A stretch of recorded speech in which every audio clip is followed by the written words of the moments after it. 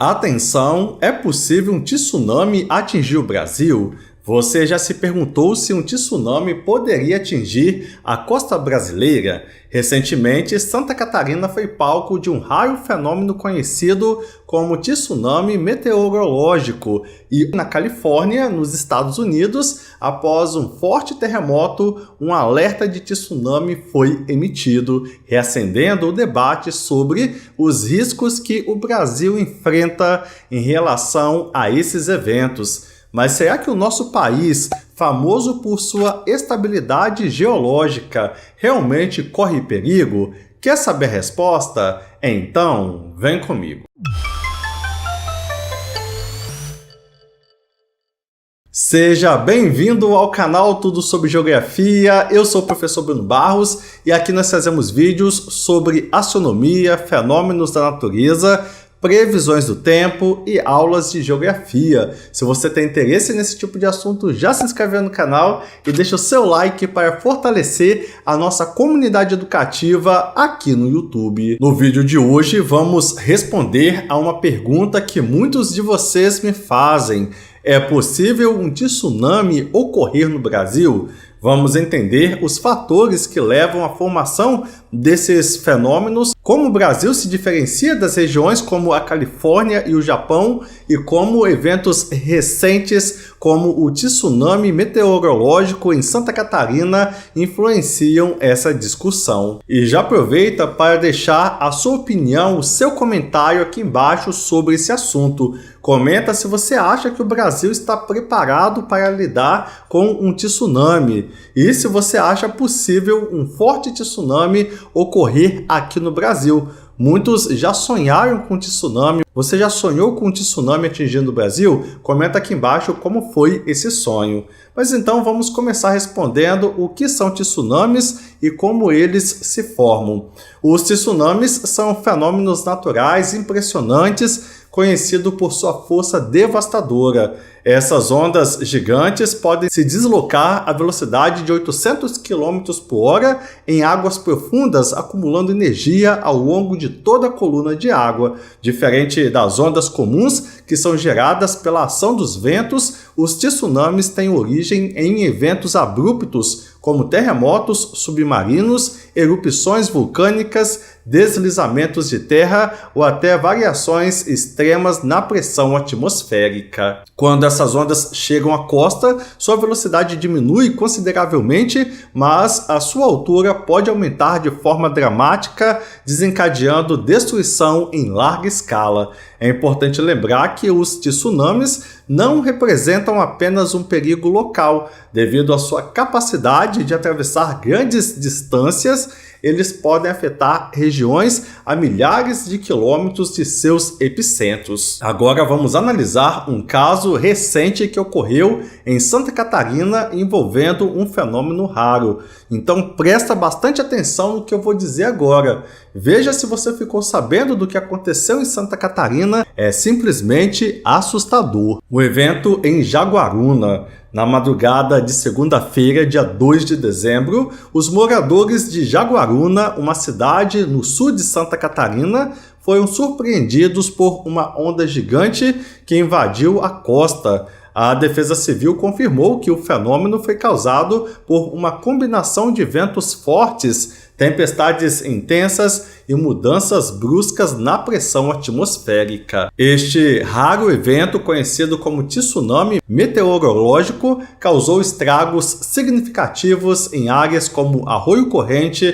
Campo Bom e Esplanada. Em Esplanada, por exemplo, uma ponte de madeira foi completamente destruída pela força das águas, árvores foram arrancadas e muitas casas ficaram inundadas. Apesar dos danos materiais expressivos, felizmente não houve registro de feridos. Imagens divulgadas pela Defesa Civil mostram cenas impressionantes com muros derrubados, vidros estilhaçados e ruas tomadas pela água. Segundo as autoridades, o tsunami meteorológico percorreu uma extensão de 10 a 15 quilômetros, causando danos mais severos em áreas sem barreiras naturais, como dunas e vegetação costeira, que normalmente ajudam a conter o avanço das águas. Mas o que é um tsunami meteorológico? Os tsunamis meteorológicos são fenômenos distintos dos tsunamis causados por terremotos submarinos. Eles se formam devido às condições atmosféricas extremas,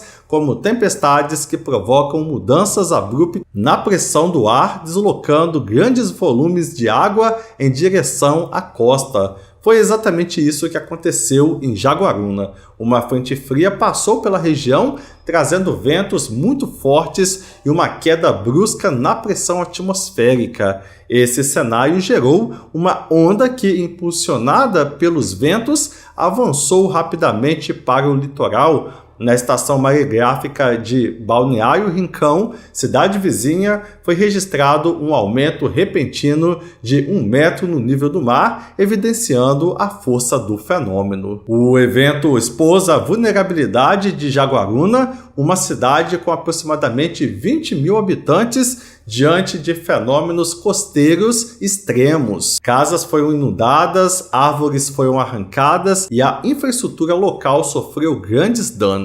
A Prefeitura, em parceria com a Defesa Civil, já iniciou o levantamento dos prejuízos para planejar ações de apoio às famílias afetadas. Em muitas áreas, a ausência de barreiras naturais, como dunas e vegetação de restinga, amplificou os impactos das ondas. Essas barreiras desempenham um papel muito importante na proteção de áreas urbanas, reduzindo os danos causados por fenômenos como esse tsunami. O episódio reforça a importância da preservação ambiental para a segurança das comunidades costeiras. Embora sejam raros, os tsunamis meteorológicos podem causar danos significativos, como vimos em Jaguaruna. Esse evento nos lembra do poder imprevisível da natureza e da necessidade de vigilância constante. Agora presta bastante atenção no que eu vou dizer a partir desse momento.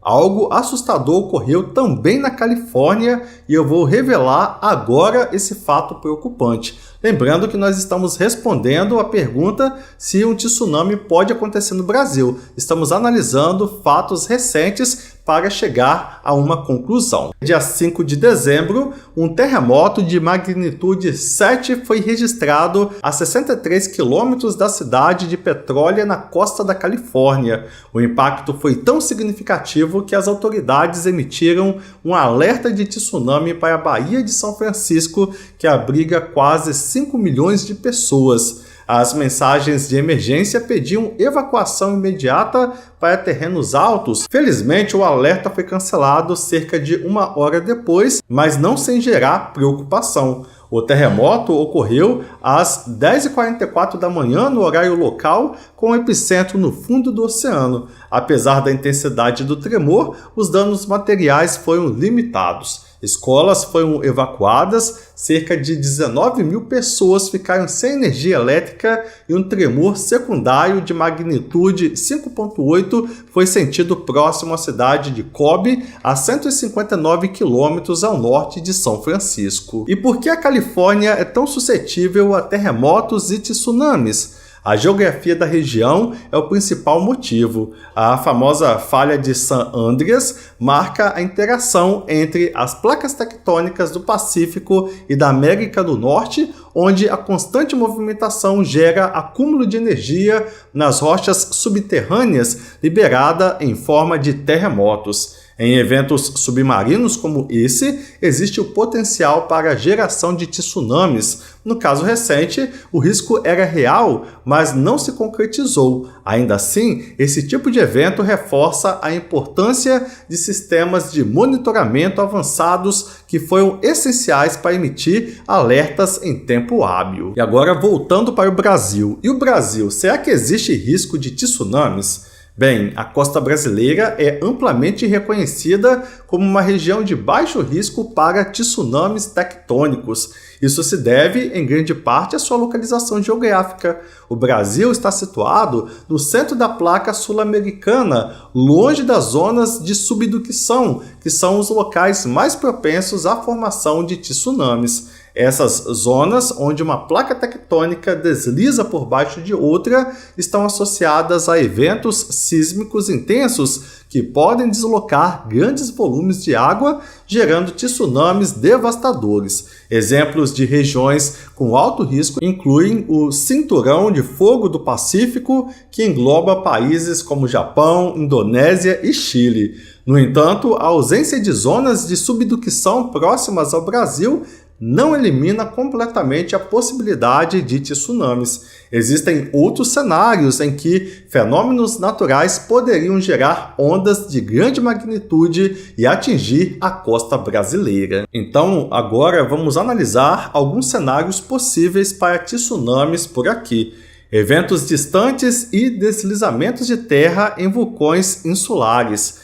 Uma das possibilidades mais frequentemente discutidas por especialistas é o risco de deslizamentos de terra em vulcões insulares como o vulcão Cumbre Vieja, localizado nas Ilhas Canárias. Estudos sugerem que um colapso massivo de parte desse vulcão poderia deslocar uma enorme quantidade de água, gerando um mega tsunami que atravessaria o Atlântico e poderia atingir o litoral brasileiro. Esse cenário, embora improvável em curto prazo, é considerado plausível em um horizonte geológico mais amplo. Um estudo simulado revelou que, caso um grande deslizamento ocorresse, ondas de até 5 metros poderiam atingir partes do Nordeste brasileiro com menor intensidade nas regiões Sudeste e Sul. Isso demonstra que eventos distantes, mesmo que raros, podem ter impactos significativos no Brasil. Atividade tectônica no Atlântico Sul.